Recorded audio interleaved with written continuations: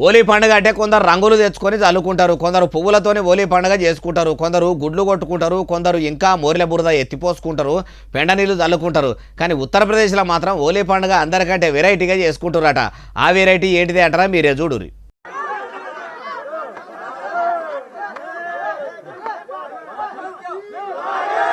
అగో ఏమైందే బాలన్న గట్ల కొట్టుకోబడ్రి, పాలెళ్ళు పడనోళ్ళు రంగులు రుద్దుకుంటే కోపానికి వచ్చి కయ్యాలు పెట్టుకొని చెప్పులు అందుకొని సిప్పసప్ప చంపుకుంటురా ఎట్లా అంటారా?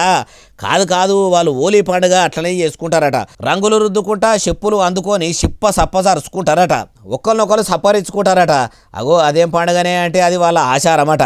మనిషి మీద చెడు అంతా పోయి వాళ్ళకు మంచి అవుతుందని పెద్ద మనుషుల కాడికి వెళ్ళి బుడపోరగాల దాకా ఓ దిక్కు రంగులు జల్లుకుంటేనే ఇంకో దిక్కు పాత చెప్పులు అందుకొని ఇట్లా పొట్టు కొట్టుకుంటారట.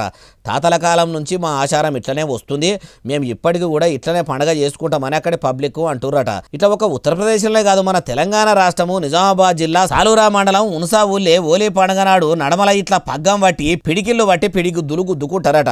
రెండు దిక్కుల నిలబడి ఒకళ్ళ మీదికి ఒక్కరు ఓవుకుంటా దమ్ముకొచ్చేంత సేపు దంచుకుంటారట. అగు చూడండి ఎట్లా కొట్టుకుంటారో.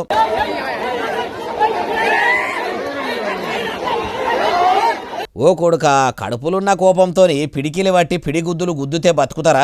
ముక్కులు మూతులు వలగొట్టుకుంటారు. ఆయనంత గట్టిగా తాగితే ఏంది పరిస్థితి? ఒక్కో దగ్గర ఒక్కో ఆచారం. నిజామాబాద్ జిల్లాలో ఈ ఆచారం.